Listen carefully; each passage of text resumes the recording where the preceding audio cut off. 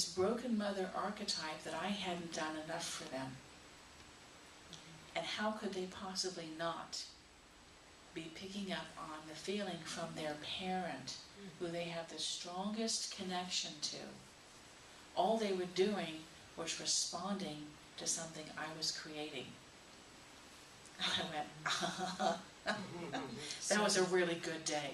Yes. And when I reversed that, and all of a sudden I said, I am the best mother I know how. I have woken up every day and given the best part of me. I have loved them to my full capacity.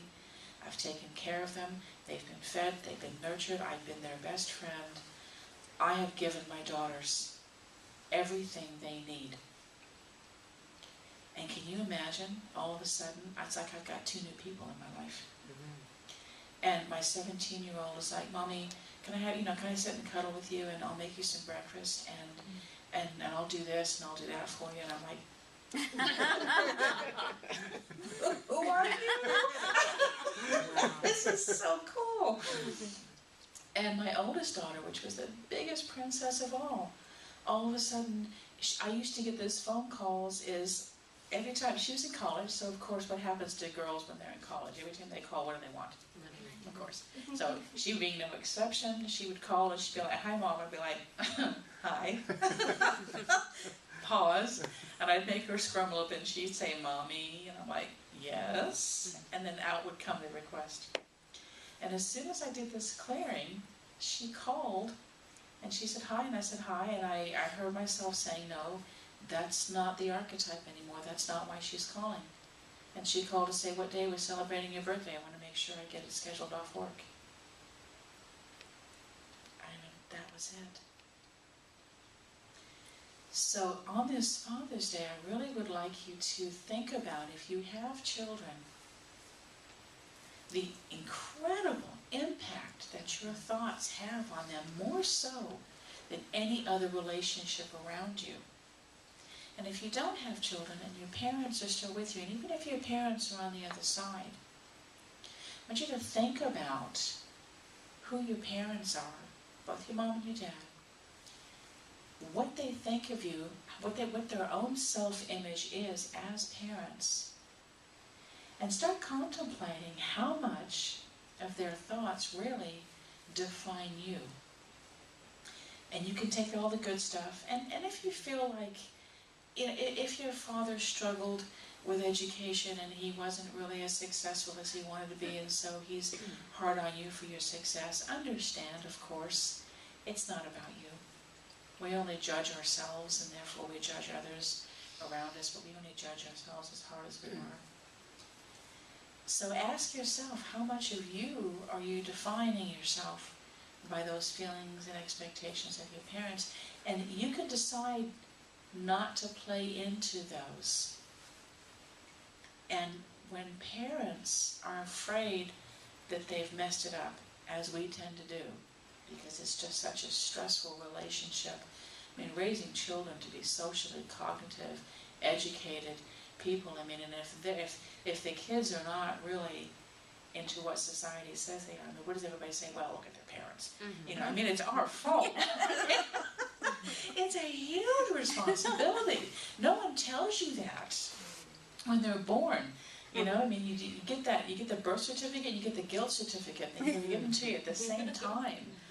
No one tells you the level of responsibility that you're going to experience for this child, and it can be really scary. And so you start creating all of these ideas of, what if I mess it up? And then you start scrutinizing every move they make. And if they don't potty train as fast as all the other kids, or they're not reading as fast as all the other kids, I mean, we just tear ourselves apart. And so I want to share with you how much our kids pick up on our thoughts and processes and our judgments. So you as parents and you as children, I invite you today on Father's Day to really start understanding the intense relationship between ourselves and our parents, more so than anybody else. And celebrate all the great things that you've done as parents and as children.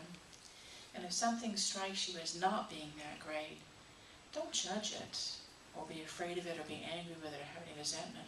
just decide that becoming aware of it, that's 3/4 of the journey. Now all you have to do is decide that you don't agree with it anymore.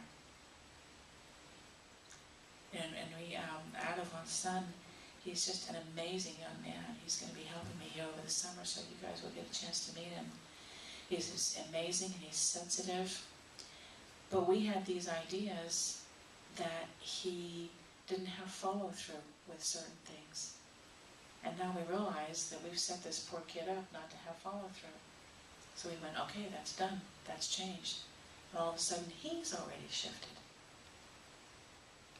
So it's just incredible how amazingly interrelated we are as people.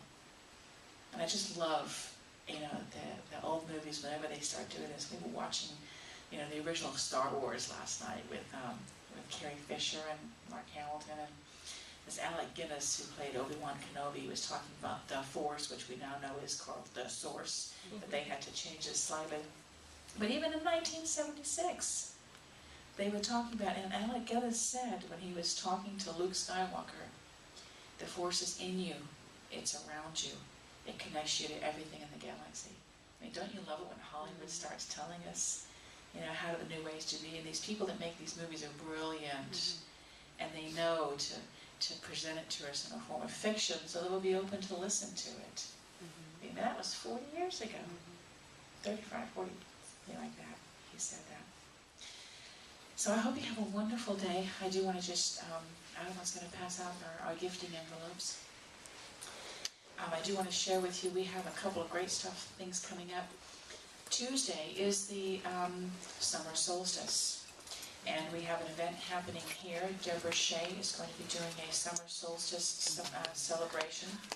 And also Isabella Stoloff, who some of you know if you live more out in the Fullerton area, she's having one at her house. So, and I think there's a lot of them going around. If you were to look on Meetup or on websites, so very many of the spiritual communities in the area are doing summer solstice celebrations. So we do have one here, but there's plenty of others to choose from. I think there are going to be some that are down at the beach, but we do have one here. Isabella will be doing hers in her backyard because she's got matrices in the backyard. So do go out, wherever you choose, go find some place to celebrate the summer solstice and enjoy that beautiful